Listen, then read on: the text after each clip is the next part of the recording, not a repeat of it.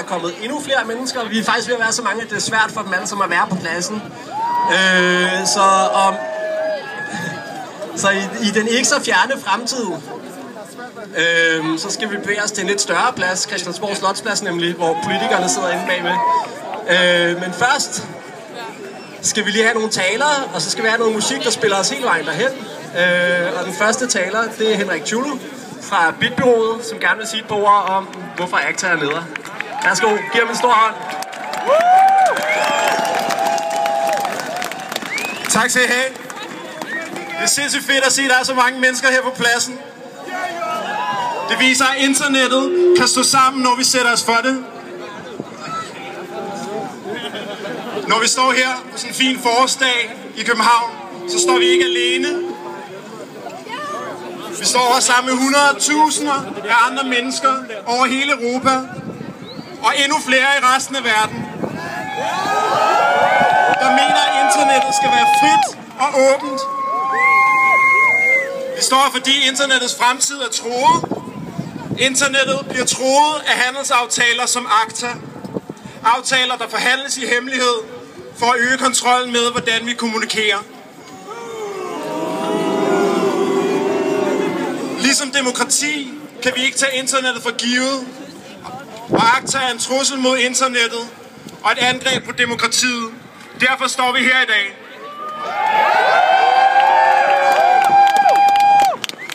Vi står for at vise, at internettet ikke bør begrænses på vegne af økonomiske særinteresser, der ikke forstår internettet. Jeg er blevet stillet et spørgsmål igen og igen de sidste 4 uger. Hvad er der galt med ACTA? Det er heldigvis nemt at svare på. Der er 3 ting galt. For det første, ACTA blev forhandlet bag lukkede døre. Men hvem sad med til forhandlingsbordet?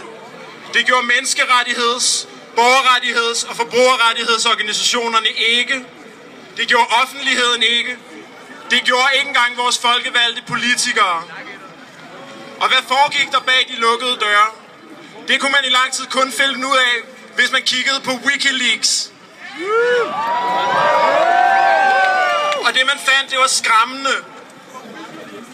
ACTA var en ønskeseddel over de ting, som rettighedsindustrien ville gøre ved internettet.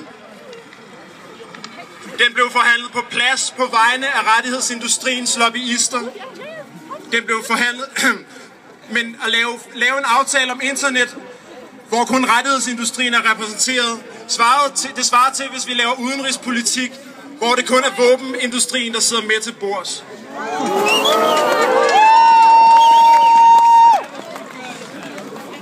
Når aftaler handler om, hvordan vi grundlæggende kommunikerer sammen, så bør resten af samfundet blive taget med i forhandlingerne. Det blev de ikke med ACTA. For det andet, ACTA er sat i verden for at beskytte ophavsretten og andre immaterielle rettigheder, men den truer vores andre grundlæggende rettigheder.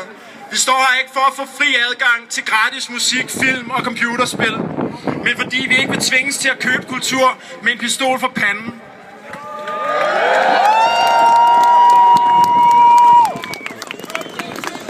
Modstand om ACTA handler ikke om musik og film og computerspil. Det handler om retten til at kommunikere frit, uden at blive censureret.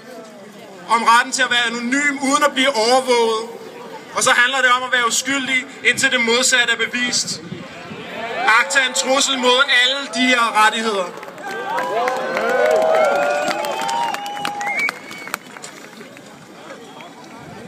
En ulykke. For det tredje, ulykker kommer sjældent alene. Og ACTA er ikke nogen undtagelse. ACTA er en del af en politisk trend. I USA så man for nylig, at man var tæt på at vedtage forslagene SOPA og PIPA. Og for nylig blev de første dokumenter lækket fra TPP, ACTAs onde lillebror. Alle forkortelserne her, de dækker over en politik, der ikke føres på vegne af det fælles bedste, men på vegne af økonomiske særinteresser, der ikke ønsker forandring. Herhjemme følger vi også efter i trenden med at indføre dårlig lovgivning. I øjeblikket så bakser de ind på borgen med noget, de kalder brevmodellen. Det går ud på at sende advarselsbreve til de internetbrugere, man mistænker for at krænke ophavsretten. Det er internetudbyderne, der skal betale for frimærkerne, og det betyder, at regningen ryger videre til forbrugerne. Heldigvis er politikerne allerede begyndt at indse, at det er en dyr og dårlig idé. Det synes jeg, vi skal bakke dem op i.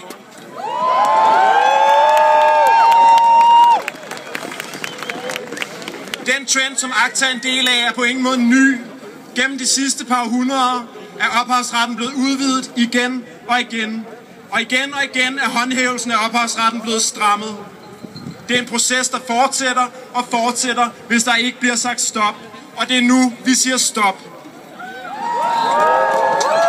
Ikke flere udvidelser, ikke flere stramninger. Vi vil have ophavsretsreform, ikke aftaler, der cementerer den nuværende lovgivning. Internettet er en ny virkelighed, hvor gamle forretningsmodeller er truet, og løsningen er ikke at ødelægge internettet for at redde forretningsmodellerne. Underholdningsindustrien har brugt det sidste årti på at bekæmpe internettet, i stedet for at bruge det på at udvide markedet og gøre kulturen let tilgængelig.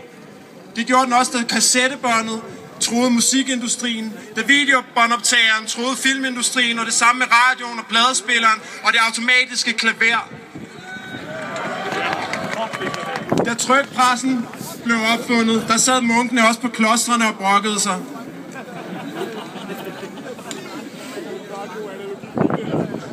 Hver gang en industri har følt sig truet af en ny teknologi, og hver gang har teknologien vist sig at udvide markedet. Og samtidig har teknologien udvidet alles muligheder for at udøve vores rettigheder. Og hver gang har en gammel generation beklaget sig, mens den unge generation har grebet mulighederne og brugt teknologien. Internettet, det er vores tids pigtrådsmusik. De gamle forstår det ikke, og de vil bremse det, men unge mennesker bruger det til at kommunikere. Heldigvis var ACTA dråben, der fik bægeret til at flyde over. Over hele Europa protesterer vi mod ACTA, og flere steder lytter de folkevalgte til, hvad folk siger. Det er kun i Danmark, at politikerne synes at have svært ved at høre, hvad der bliver sagt. Der er ikke noget at komme efter, siger de ansvarlige ministre. ACTA ændrer ingenting. Men hvis ACTA ikke ændrer noget, hvorfor har vi så tiltrådt den? Nede i Bruxelles, der lytter de til gengæld. Europaparlamentet lytter til, hvad deres vælgere siger. Og det har været muligt at forklare dem, hvorfor de skal stemme nej til ACTA. Det har nu fået kommissionen til at sende ACTA til EU-domstolen. Men det betyder ikke, at ACTA er stoppet, bare at processen er trukket i langdrag. Der kommer til at gå et år, måske 2, før der sker noget nyt. Men indtil da er der nok at tage fat på. Vi kan starte med at sige til de danske politikere, at de skal droppe brevmodellen. Vi kan starte med at fortælle de danske politikere, at internetcensur er en glidebane. Vi kan ikke tage det frie og åbne internet for givet.